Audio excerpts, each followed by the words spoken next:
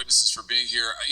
The visual, sometimes it really is true. A picture speaks louder than words. It's worth 1,000 words. And here, all you have to do is look over at this side of the dais to see that the stone wall continues. I mean, from the party that lied to this nation for 4 years.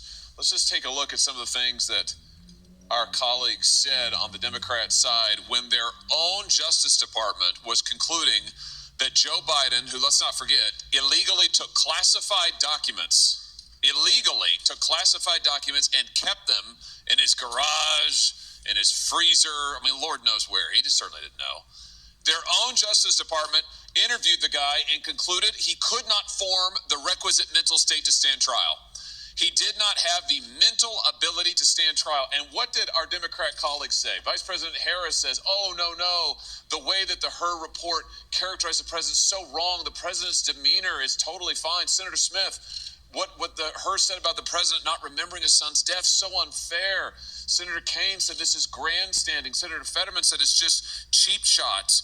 You had other senators saying, Senator Ossoff in February of 2024, saying, and I quote, I found the president to be sharp, focused, impressive, formidable, and effective. In June 2024, Congressman Jeffries insists Biden was, and I'm quoting again, incredibly strong, forceful, and decisive. Where are they now? They don't want to answer for any of those quotes now. They lied to us for 4 years, and we know they lied. They know they lied. It's why they're not here. They don't want to answer a single question. They can't bear to show their faces in public. And you know what? It's right that they can't do that, because the bill of goods they sold this country, they walked this country right into one of the greatest constitutional crises of our history. And now they are afraid to even show up to admit it. These are people, and this is a party that cannot be trusted with power. That cannot be trusted to tell the truth, the most basic truth. They all changed their tunes after Joe Biden debated President Trump, and the whole world could see he couldn't even form a sentence. That running this guy for president again is a form of elder abuse. My, how they changed their tunes after that. Now they can't even show up in public to talk about it. This is embarrassing. But worse than that, it's dangerous. It is dangerous for this country.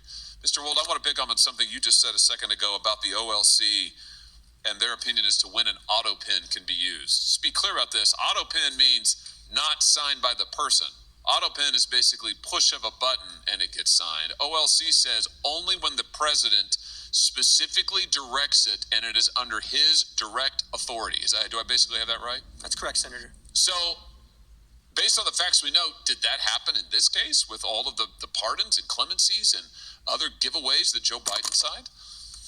Assuming that the Biden White House complied with sort of traditional practice of presidential administrations and that there was record keeping either from the staff secretary or others, there should be records to indicate either through covering memorandum or briefing books where the president would have signed his signature authorizing this decision. None of that has come forward. That would be very easy to dispel some of these concerns. And I think what we're seeing here is really the Autopen is best understood as a sort of a tool of executive convenience. Hold on a second. You just said something very important. I want to emphasize that. So what you're saying is that there should be, for every time that Biden authorized the Autopen, there should be a record of that.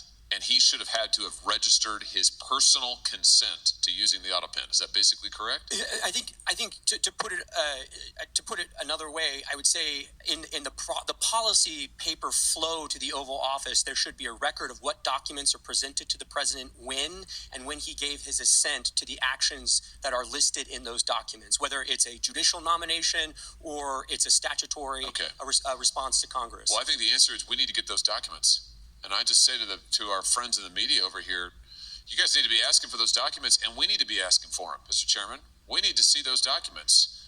And the president, the former president now, could certainly choose to release them. I'm sure they're part of his personal papers. Right, Mr. Wold? And that's correct. And the first place to start would be the staff secretary's office under President Biden.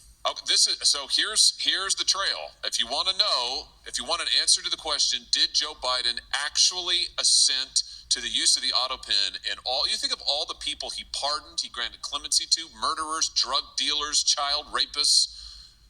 Let's find out. Did he actually authorize it? There should be a record of it, is what we've learned today. Thank you for that testimony, Mr. Wold. There should be a record of it. So this is a binary question. It's not, oh, we don't know. Gee, it's hard to say. No, actually,